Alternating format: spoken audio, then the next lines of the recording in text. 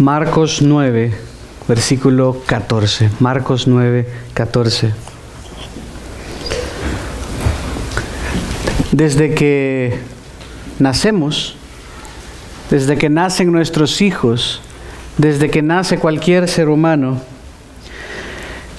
comienza un proceso de dependencia, pero poco a poco comenzamos a enseñarles a ser independientes. Y en un sentido es algo que debe pasar. Es decir, el bebé debe dormir solo en su camita, el niño debe ir solo al baño, eventualmente ya no se le deben cambiar los pañales, el niño debe aprender a cruzarse la calle solo porque no va a estar siempre papá y mamá, el niño debe aprender a qué hacer ante un conflicto, etcétera, etcétera, etcétera. Y es un proceso que comienza naturalmente a comenzar a separarlos de nosotros, hacerlos independientes, que ellos puedan valerse por ellos mismos. Algunos lo hacen con más éxito que otros, otros siguen dependiendo de los papás tal vez más tiempo, otros desde muy chiquitos manejan y andan por todos lados y tal. Está supuesto a pasar. Pero hay algo que generalmente deberíamos enseñar, o toda persona debería aprender desde muy pequeños, y es que separados de Dios nada podemos hacer. Así que por un lado les enseñamos a los niños, nos enseñaron nuestras propias mamás a ser independientes, a ir al baño solitos, pero no siempre se enseña o se nos enseñó que somos dependientes y que nuestra vida en todo momento es dependiente. Y por eso crecen los niños, lo he hablado antes, el niño está creciendo y ya no quiere andar a gatas, ya no quiere andar cargado y dice yo solo. El bebé dice yo sola, ya no me toquen, quiero andar solo, ya no me toquen, no quiero estar limitado. Lo chistoso es que eso nunca va a pasar. Siempre vas a tener un jefe, siempre vas a tener un superior, siempre va a haber una persona en autoridad. Y a veces, muchas veces, tratamos de llevar eso a la esfera espiritual y le decimos, Señor, yo solo, yo puedo, o no quiero, déjame. Tu hijo te está diciendo, déjame, no me toques, yo quiero andar libre, quiero correr, quiero agarrar, quiero meter los dedos en esos agujeros en la pared, quiero meter un tenedor ahí a ver qué se siente. Quiero meterle la mano en la boca al perro. Y así actuamos a veces con el Señor. Y decimos, Señor, no te necesito. Señor, hoy es viernes, tranquilo. Ahí el domingo llego y pues ahí nos mentalizamos, ¿no? Y ahí cantamos. Y el resto de la semana somos como esos bebés diciendo, Señor, yo no te necesito. Y las cosas van mal y el Señor te dice, confía en mí de todo tu corazón y no te fíes de tu propia prudencia. ¿Y qué hacemos?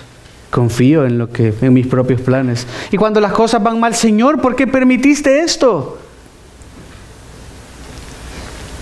Y dice, búscame a mí primero y todo lo demás vendrá por añadidura. Él te está diciendo, hijo, ven, yo te voy a enseñar cómo. Solo ven y yo te camino, yo te llevo.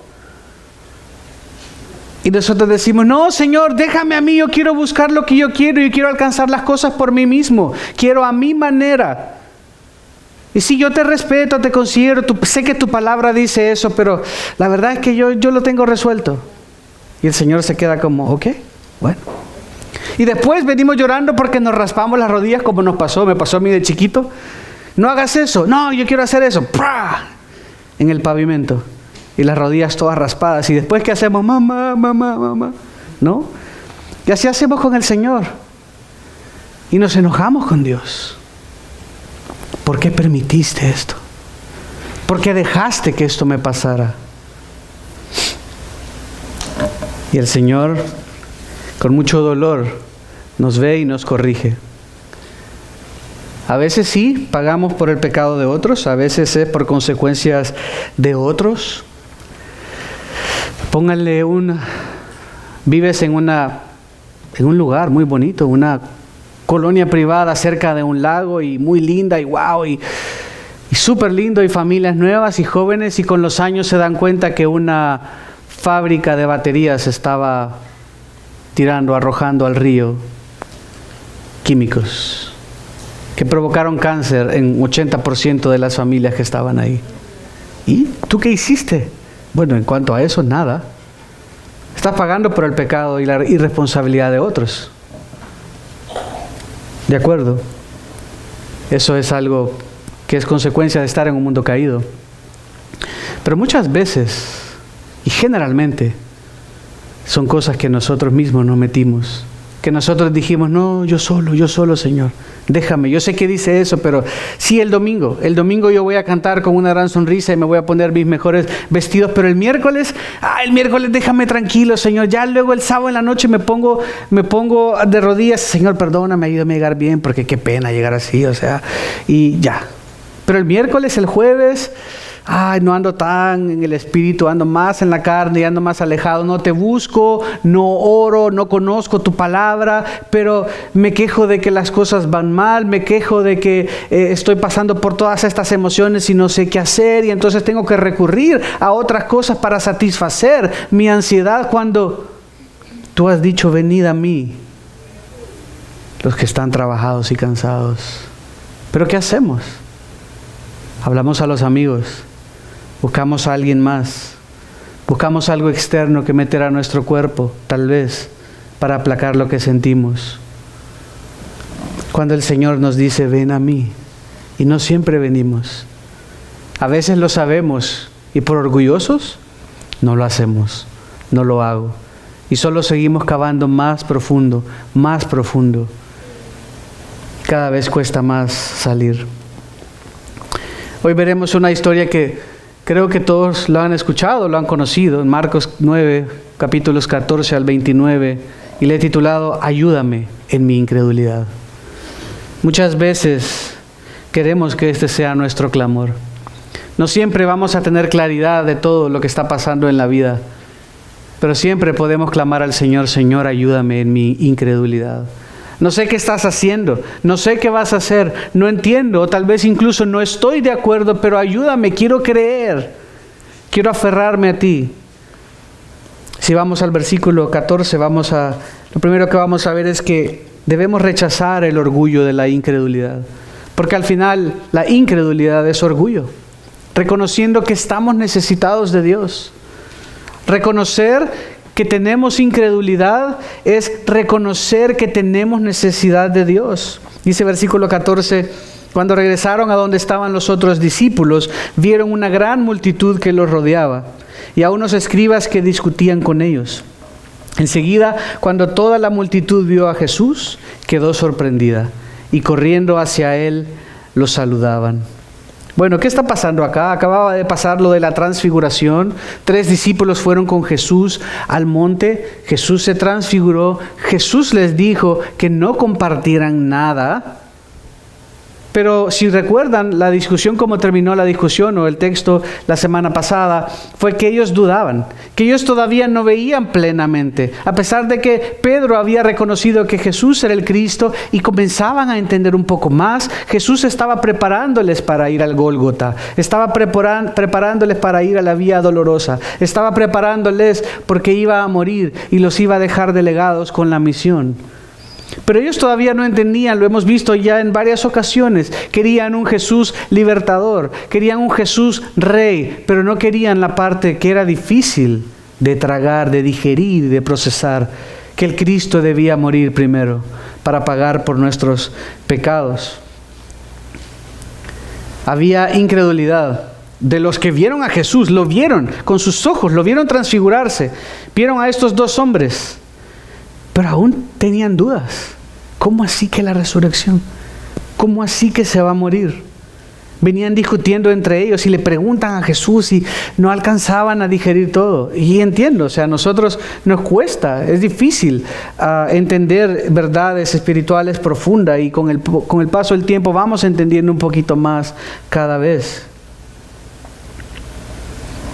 Pero los 9 que se quedaron también estaban luchando, como veremos. Dice que regresaron donde estaban los otros discípulos Había una gran multitud, como era típico cuando estaba Jesús.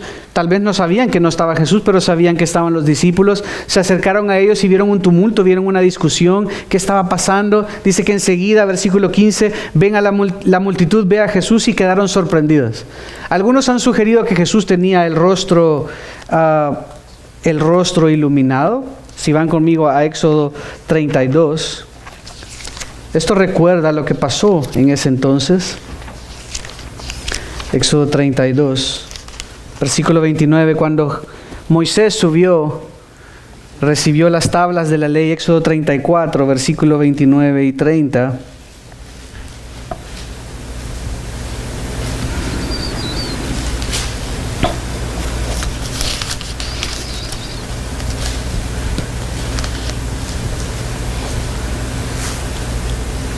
Creo que lo tengo mal, porque no.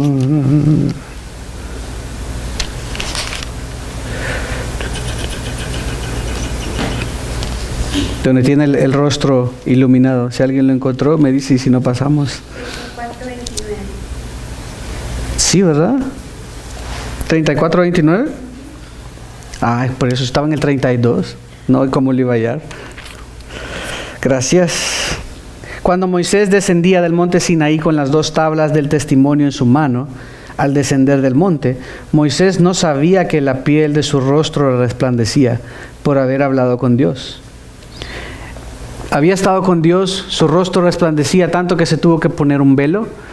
Como una manifestación de la gloria de Dios ahí, el Señor de hecho no le permitió ver su rostro como el Señor se lo pedía, sino que le permitió únicamente ver las espaldas. No obstante, Moisés venía con el rostro resplandeciente, la gente se impactó, habían estado pecando, habían fallado, se impactan, Moisés les regaña, llama la atención de ellos, y algunos creen que Jesús también tenía el rostro resplandeciente. Por eso, si regresamos a Marcos 9, dice enseguida, cuando toda la multitud vio a Jesús, quedó sorprendida.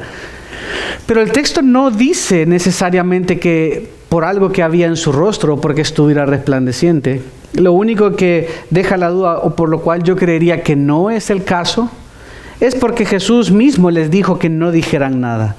Y si Él hubiese descendido con el rostro resplandeciente, hubiera sido más que decir cualquier cosa, hubiera sido perjudicial para ellos y para la misión, por lo cual Jesús no quería que se dijera ya, sino que hasta después de que muriera. Pero de todas maneras la multitud vio a Jesús, se sorprendió, quizás porque dijeron, Jesús está aquí, al fin regresó, y corrieron hacia Él y lo saludaban.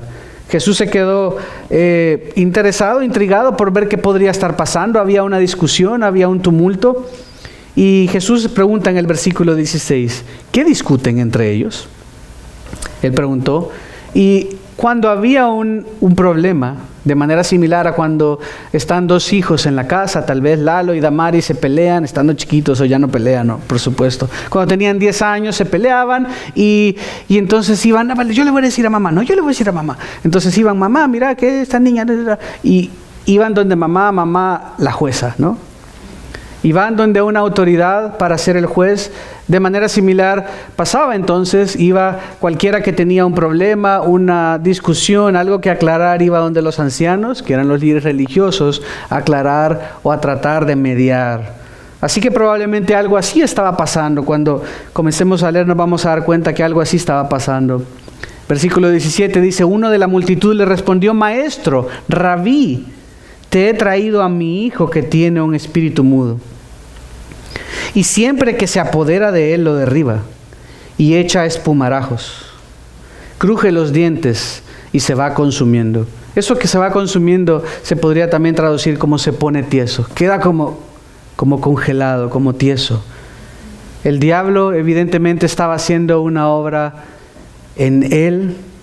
Está identificado como tal, está identificado como una posesión demoníaca por lo que pasaba. No era una simple, ¿cómo se llama esto? Se me fue. Convulsión, no era una simple convulsión, sino que era identificado por todos alrededor, por su propio padre, como una posesión demoníaca. Eso es lo que ha venido a hacer el diablo, a robar, a matar, a destruir, a arruinar la imagen de Dios en el hombre, como seguiremos viendo. Y aquí viene la tensión, final del versículo 18. Le dije a tus discípulos que expulsaran al demonio, al espíritu, pero no pudieron. Jesús les había dado autoridad, ustedes recuerdan unos capítulos anteriores, para ir y ser testigos. Les había dado autoridad para expulsar demonios, les había dado autoridad para sanar, para proclamar el reino de los cielos. Pero resulta que este hombre está más o menos poniendo una queja o explicando a Jesús qué es lo que pasaba. Porque Jesús no estaba, entonces dijo, bueno, pero sus discípulos están acá y sabemos que sus discípulos siempre están con él. ¿Y qué estará pasando? Tus discípulos no pudieron expulsar a este demonio. Y Jesús responde de una manera muy dura. Paréntesis. Entonces seguramente lo que estaba pasando es que comenzaron a discutir que por qué no lo podían sacar y fueron a preguntarle a los líderes religiosos que qué estaba pasando, si habían podido sacar los demonios antes y ahora no, y se metieron ahí, obviamente los líderes religiosos aprovechando para serruchar el piso un poco. Era contrario a la creencia de ese entonces el expulsar los demonios como lo hacían, porque si pasaba había muchos curanderos. Incluso lo que hacían es con esta persona endemoniada insertaban en sus orificios nasales alguna rama con alguna especie para que el espíritu, una especie que no les gustara al espíritu. Entonces le insertaban una ramita de romero. Y probaban a ver si el romero hacía que el espíritu se fuera y lo rechazara, y hacían cualquier tipo de encantaciones para tratar de expulsar el demonio de la persona. El judaísmo siempre fue muy místico y siempre lo ha sido. Así que seguro estaban discutiendo todas estas cosas y lo que decían los rabinos y que los discípulos no sabían nada y demás. Pero este hombre le pone al tanto a Jesús y Jesús responde de una manera bastante dura. Oh generación incrédula, ¿hasta cuándo estaré con ustedes? ¿Hasta cuándo los tendré que soportar? Wow. Palabras duras de parte de Dios a sus discípulos. Les está llamando realmente no a la gente, porque quienes no pudieron expulsar a los demonios fueron los discípulos. Realmente se está refiriendo a sus discípulos como una gente incrédula. ¿Hasta cuándo estaré con ustedes? Dice, ¿hasta cuándo les tendré que soportar? Y esto no era solo por esto. De la misma manera que si alguien explota, si yo de repente vengo y le digo, Karina, Karina, no me gustó que usted hizo algo, y Karina se pone a llorar y hace un gran berrinche y se sale corriendo. Híjole, dice uno. O sea, realmente no hay algo más que está pasando. Y ya uno, ¿qué pasó, Karina? Si yo le dije tranquilo, solo le dije que esto no me gustaba, como no era para reaccionar así. Y no, es que lo que pasa es que había tenido un mal día y pasó esto en la casa, y ayer dormí mal y el perro me mordió. Y siempre es como, hay un montón de cosas, ¿no?, detrás de una reacción así. Y era exactamente lo que estaba pasando. Jesús les estaba llamando la atención a sus discípulos por su incredulidad. Porque seguramente confiados en lo que tenían, en lo que Dios les había dado, llegaron a tratar de sacar este demonio y no pudieron. No reconocieron su necesidad, como vamos a ver a continuación y en otros textos, que Jesús lo hace claro, que su falta era su falta de fe.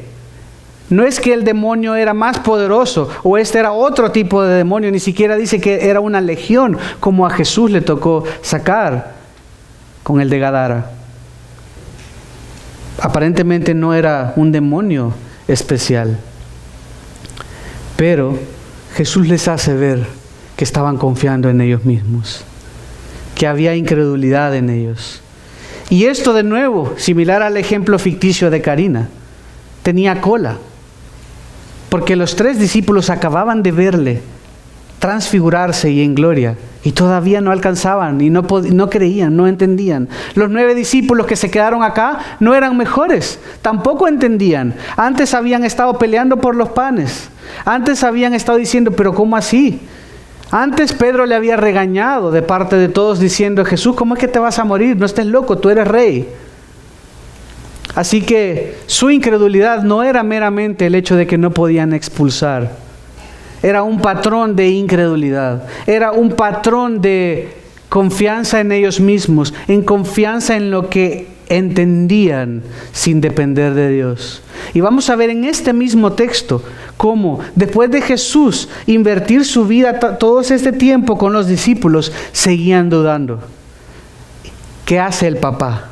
El papá de este niño le dice: creo, ayúdame en mi incredulidad. Hacia ahí vamos. Los discípulos tuvieron que haber orado. No hay evidencia ni siquiera que oraron. No hay evidencia de que dijeron: este don no es de nosotros, no es algo que tenemos nosotros, sino que es Dios siempre el que hace los milagros. Es Dios siempre el que opera. Es Dios siempre el que obra. Y es en dependencia a Él que hacemos todo. Seguro se habían confiado. Seguro seguían en incredulidad. Y esto recuerda la reacción de Jesús también cuando Moisés descendió del monte. Todo el capítulo 32 y 34, donde Moisés les llama a Israel una generación torcida. Pensaron que Moisés no iba a descender más, que había muerto, y crearon un Baal para adorarle. Y les llama a una generación torcida descendiendo del monte también. Jesús le llama a los discípulos una generación incrédula. ¿Hasta cuándo van a entender lo que les estaba diciendo? Y más aún, como veremos en el mismo texto, es muy intencional cómo sucedió todo para hacerles ver la resurrección que vendría. El poder que Jesús tenía para hacer lo que Él quería y había dicho. Me salto al versículo 28, que creo que complementa para no tener que repetir después. Versículo 28 dice: después de que pasó lo que pasó, Jesús entró en la casa. Sus discípulos le preguntaron en privado: ¿por qué nosotros no pudimos expulsarlo? Imagino que avergonzados, claro, después de que te dicen incrédulo, generación incrédula, y les habla con esas palabras. Claro que estaban avergonzados. Lo interesante es que generalmente cuando había milagros, cuando había sanaciones, la gente venía reconociendo su necesidad. La gente que se suponía era ignorante, que no sabía, que no había caminado con Jesús, venía con su necesidad y decía: Señor, si quieres, puedes sanarme. Sabía que podía, pero decían: Señor, sáname, por favor. Este hombre dice: Señor, creo, ayúdame en mi incredulidad. No creo perfectamente, no creo plenamente, pero ayúdame en lo que no entiendo. Ayúdame a tener fe. Y estos discípulos que habían caminado con Jesús, que Jesús les estaba diciendo: dale, que dale, les estaba diciendo palabra viva. Él mismo estaba diciéndoles lo que iba a hacer, y ellos decían: pero es que no hace sentido con lo que... En lugar de decir: ok, Señor, ¿nos puedes explicar? Ayúdame a entender, ayúdame en mi incredulidad. Jesús tenía que después hacerles ver su necesidad. Los que se suponía que eran los que no tenían que entender, parece que entendían. ¿Se recuerdan esa mujer también en Ciro y en Tidón, la que era Sirofenicia? Que dice: Señor, aún hasta los perrillos comen debajo de la mesa, las migajas. Y ella dice: yo sé que tú no viniste a salvarme a mí, sé que eres de los judíos. Pero dice: pero yo quiero las migajas, ayúdame, estoy necesitada. Había más fe en ella que en los religiosos.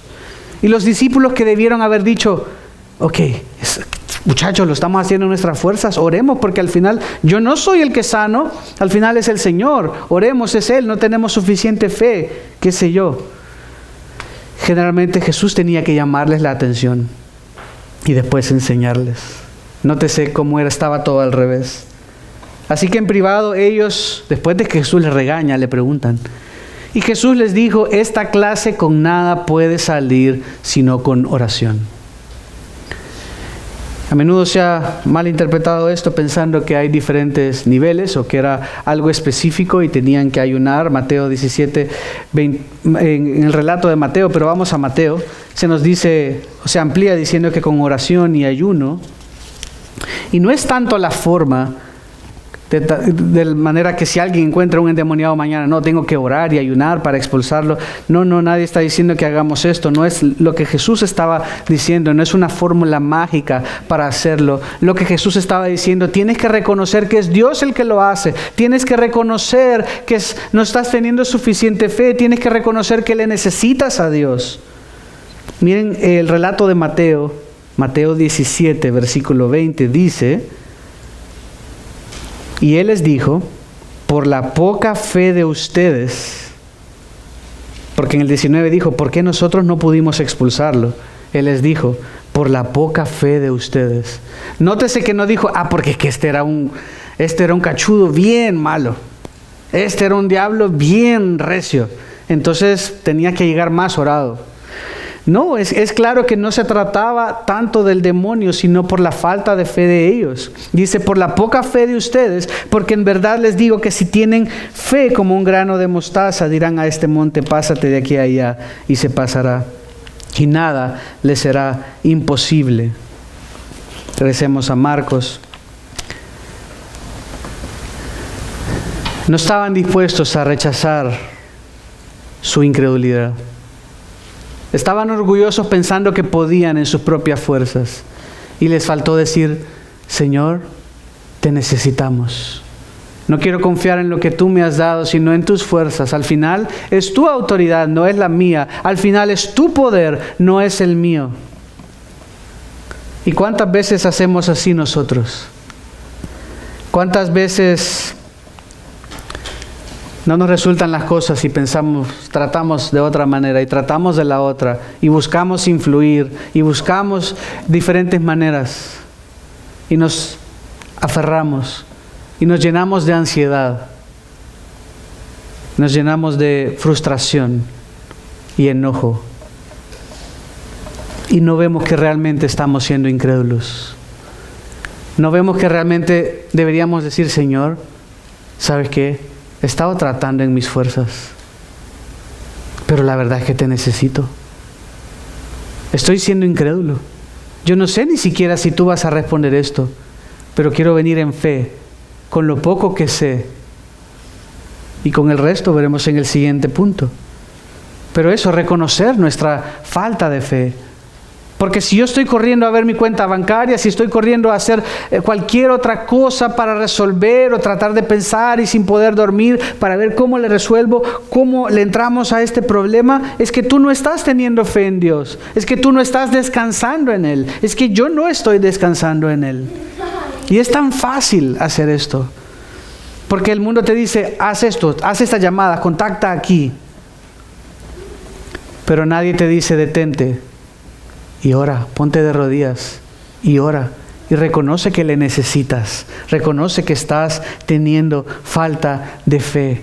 Y tener falta de fe no quiere decir que no le voy a tratar duro y no voy a intentar y no voy a hacer todas las llamadas, de acuerdo, porque ni modo que Señor provéeme trabajo. Bueno, me voy a tomar mi cafecito y después voy a dormir todo el día.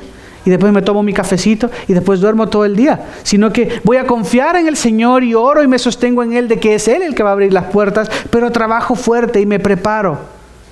Y esa situación no se ha resuelto, pero confío en Él. Y sé que la necesito. Sé que al final esa respuesta no va a llegar por mi linda cara, sino que esa respuesta va a llegar si Él quiere. Y la fe es creer en lo que no se ve, pero más bien creer en el que no se ve. Es creer en aquel que está en control de todo. Por eso cantamos y recordamos que Él es soberano, que Él es Señor de todo, que Él está en control, que nada le sorprende, que Él es nuestra roca firme, que Él es nuestro descanso, Él es nuestra paz. El punto número 2, corre a Dios para tener fe, reconociendo tu incapacidad. Una vez nos hemos dado cuenta de nuestra incredulidad, debemos correr a Él para tener fe. No quiere decir que lo vamos a comprender todo. No quiere decir que siempre todo va a alinearse perfectamente. No vamos a entender nunca la maldad de este mundo. ¿Por qué a mí me pasó? ¿Por qué a José Luis no? ¿Por qué a María esto? ¿Y por qué a mí no? ¿Y por qué a Rubí esto? ¿Y por qué a Lapo no? Nunca vamos a entender estas cosas tal vez. Pero podemos aferrarnos a lo que conocemos, a lo que es verdad. Y decir, Señor, ayúdame en mi incredulidad. Ayúdame, porque yo soy débil, porque las fuerzas me faltan. Reconoce tu incapacidad. Esto es lo que los discípulos no hicieron. Se dieron cuenta que no pudieron y en lugar de ponerse de rodillas y orar y decir, Señor, ayúdanos, el poder es tuyo, las fuerzas son tuyas, la sanación de este hombre es tuya, nada más se pusieron a discutir con los líderes religiosos. ¿Qué dijo Jesús en el versículo 19? Traigan al muchacho. y lo llevaron ante él. Dice, cuando el espíritu vio a Jesús, al instante sacudió con violencia al muchacho y este, cayendo a la tierra, se revolcaba echando espumarajos. De nuevo, este muchacho siendo afectado por Satanás, por las fuerzas del diablo, por un espíritu inmundo. No era una mera reacción a algo. Muchos tratan de desacreditar esto y tratar de ver como que los problemas de antes no eran problemas, sino este simplemente estaba enfermo y tenía convulsiones. No, es claro el texto de que era algo demoníaco. Es claro de que tan pronto ve a Jesús, como pasó con muchos endemoniados, reaccionaban de una manera. Y este niño había sufrido esto desde su niñez, dice versículo 21. Jesús preguntó al Padre, ¿cuánto tiempo hace que le sucede esto? Desde su niñez. 22. Muchas veces ese espíritu lo ha echado en el fuego y también en el agua para destruirlo. Hermanos, el Señor quiere edificar tu vida. El Señor quiere cambiar tu vida, quiere transformarte hasta que llegues al cielo. Quiere renovar la imagen de Dios en ti, dañada por el pecado. Y si tú crees en Cristo y eres su hijo, ese proceso ya comenzó. Satanás quiere hacer exactamente lo opuesto. Quiere hacerte adicto, quiere hacerte dependiente, quiere traerte todo el tiempo malas noticias, desesperanza. Quiere arruinar tu vida y la de tu familia. La batalla es real, no es ficticia, es real. El mundo, Satanás, están tratando de arruinarte tu vida, de sembrar división en medio nuestro, de sembrar división entre tus hermanos, entre tu familia, entre tu cónyuge. Está tratando de arruinarte la vida, de separar familias. Está tratando de traer celos, envidia. Y siempre que pueda, lo va a hacer únicamente para no ir él solo al infierno.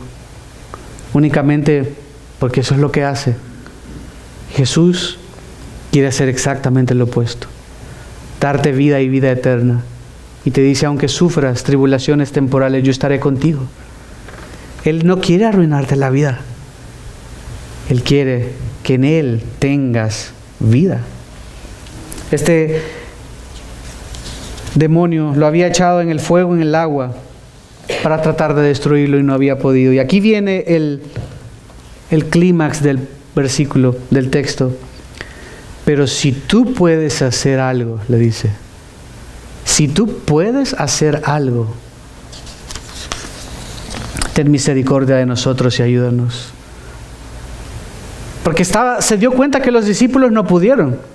Y les dice, no, quizás de plano el mío es un caso bien complicado, pero yo estoy desesperado. Y le dice Jesús, yo he escuchado que tú puedes hacer estas cosas, pero tu gente no pudo. Y los líderes religiosos dicen que hay que ponerle ramitas de qué sé yo en la nariz para ver si se espanta el espíritu. Y yo ya no sé qué hacer, ya no aguanto, estoy cansado, estoy fatigado, ya no puedo. Pero si tú puedes.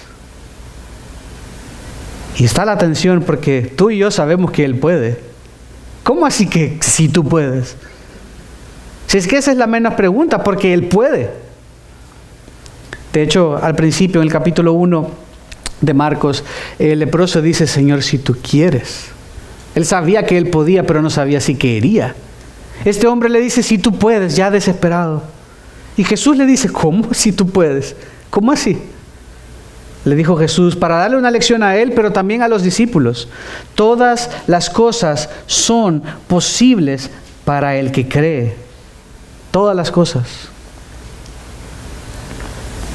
Es una hipérbole, es decir, una exageración. En pocas palabras, es una exageración para hacer un punto.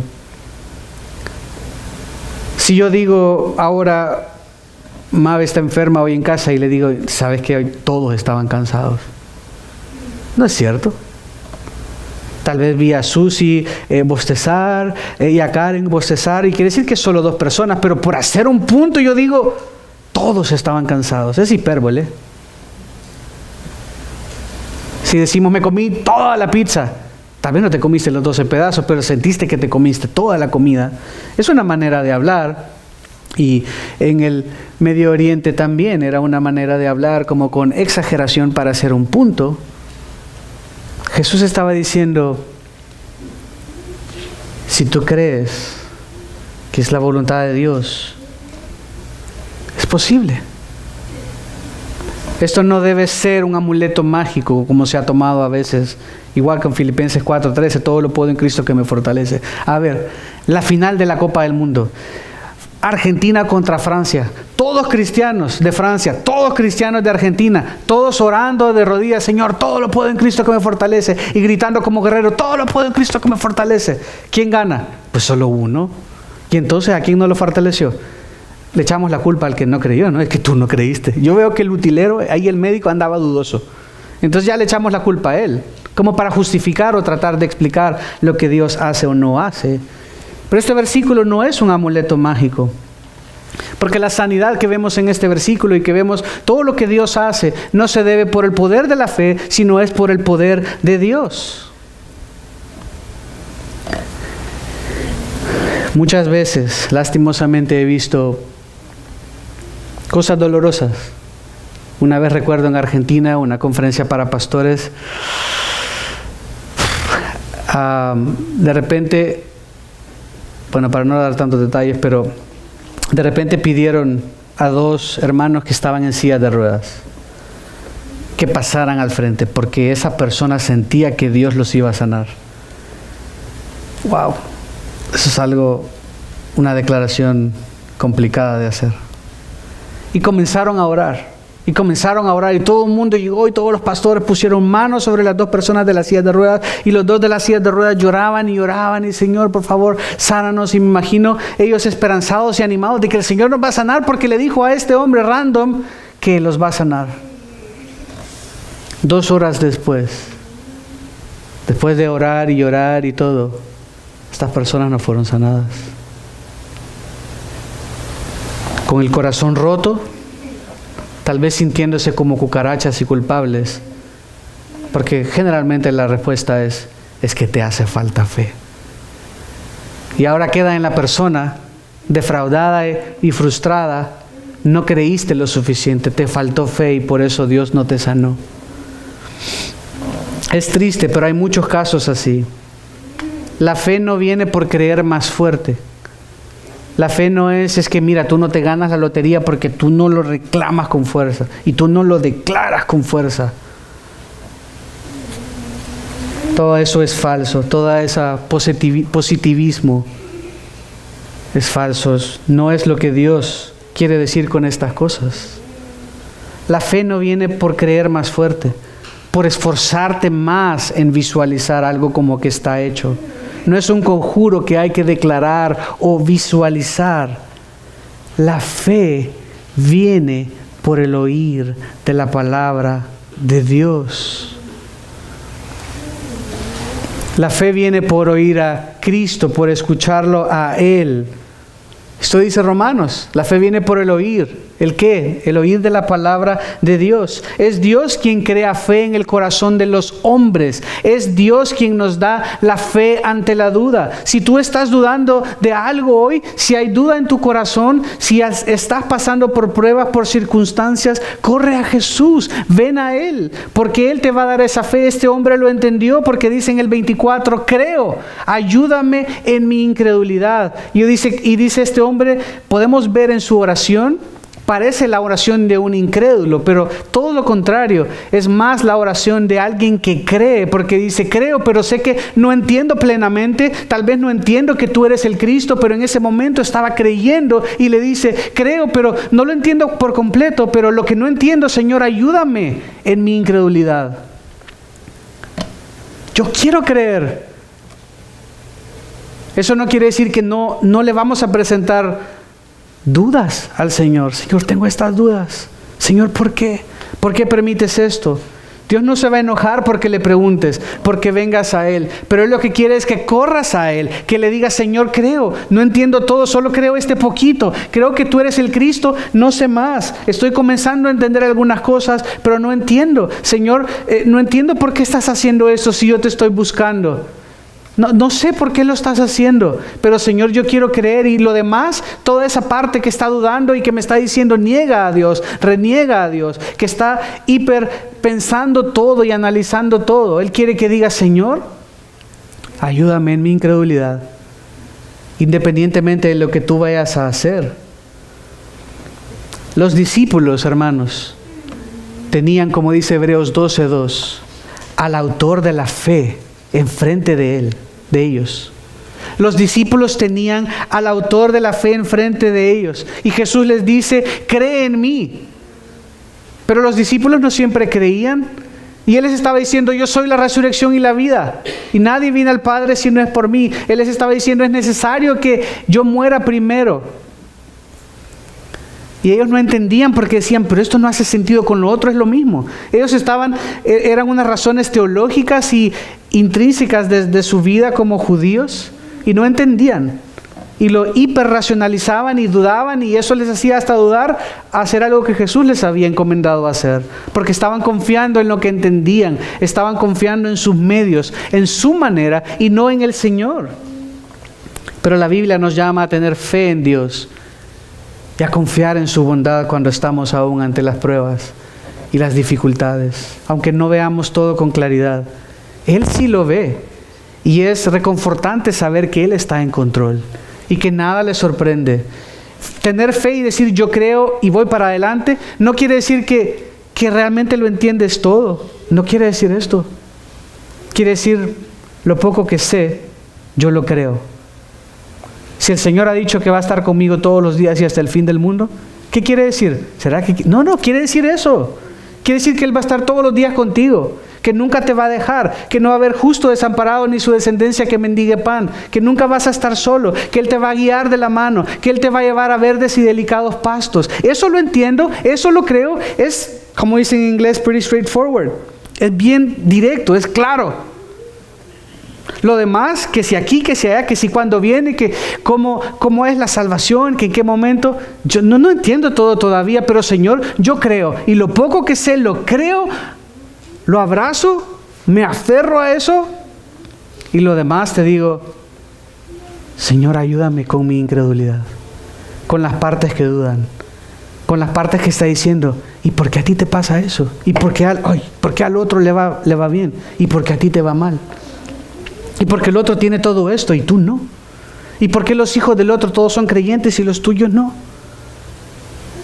Toda esa parte que no entiendes es cuando debemos decir y correr al Señor, decir: Señor, creo lo que sé.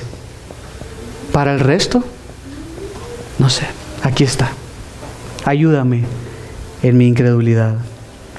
Finalmente, debemos confiar en el poder de Dios, reconociendo nuestra dependencia de Él.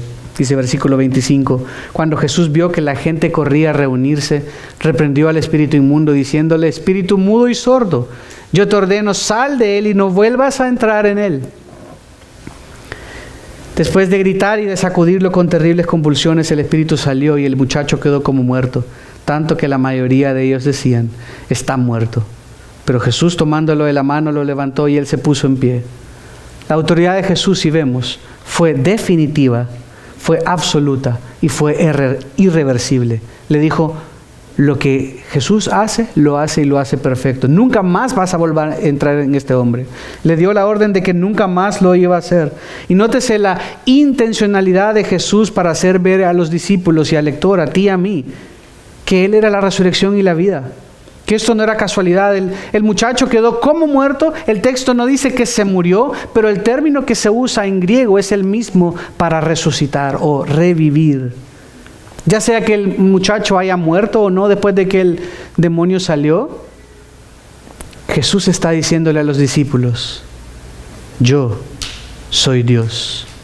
Y esto es como se ve una resurrección. Esto es como se ve morir y volver a vivir. Algo que no entendían. Seguía apuntándoles al hecho de que Él iba a morir. Y de la misma manera que Él entregó su vida voluntariamente, voluntariamente la tomaría. Hermano, amigo, confía en el Señor. Reconoce que dependes de Él. No estás solo. Si has estado pasando por pruebas y tu fe está desfalleciendo, clama a Él. Dile: Señor, creo en ti. Ayúdame en mi incredulidad. Si piensas en Jesús y en la vida eterna y te das cuenta que no le sigues realmente, y que sin Él tu vida va en camino o rumbo a la muerte eterna, dile: Señor, creo en ti. Ayúdame en mi incredulidad, reconoce tu pecado, vuélvete de corazón a Él y corre hacia Él para salvar tu vida. Si has estado tal vez confiando en tus propias fuerzas, en tus propias habilidades, no dependiendo del Señor, dile: Señor, creo en ti, ayúdame en mi incredulidad. Si has estado lleno de orgullo, simplemente tratando más fuerte, reconoce que no puedes y que necesitas al Señor, que necesitas que Él te ayude, que necesitas que Él te fortalezca, que Él te sostenga, que te ayude a creer, que te ayude a levantarte, que te perdone, que te dé esperanza y que te dé fe. Tal vez tienes miedo de reconocer que estás desesperado o desesperada, pero estás cansado de tratar más fuerte y más fuerte cada vez. Dios te dice: ven a mí y hallarás descanso.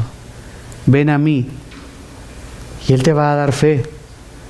Es leyendo más la Escritura, es estando más en oración, que más vamos a cultivar esa fe. No es tratando más fuerte, no es tratando de meter, yo no entiendo y me meto la Biblia, sino es leer y depender de Él en todo tiempo. Y que esa palabra Él la use para darte fe, para sostenerte. Está bien reconocer que no puedes. Está bien decirle: Señor, estoy cansado, no entiendo. Está bien reconocer que le necesitas. Como seres humanos es difícil eso. El grito, se me olvidó decirlo, pero el grito del padre del muchacho: creo, ayúdame en mi incredulidad. Dice que es un grito. No es sí, Señor, creo. Así: sí, Señor, creo. Ayúdame en mi incredulidad. Fue: creo, Señor, ayúdame en mi incredulidad. Es un grito desesperado que nadie aquí de los que estamos acá, nadie se atrevería, porque nos cuesta, a pararse aquí y decir: miren, necesito oración. Porque la verdad que estoy aquí sonriendo y bien bañadito, pero la verdad que estoy roto por dentro. Estoy deprimido, estoy triste, estoy cansado, estoy harto, me siento sin esperanza, ya no aguanto más. Es así como el Señor quiere que vengamos. Está bien reconocer que no creemos perfectamente, que necesitamos a Dios. Les invito a ponerse en pie y vamos a terminar cantando, reflexionando.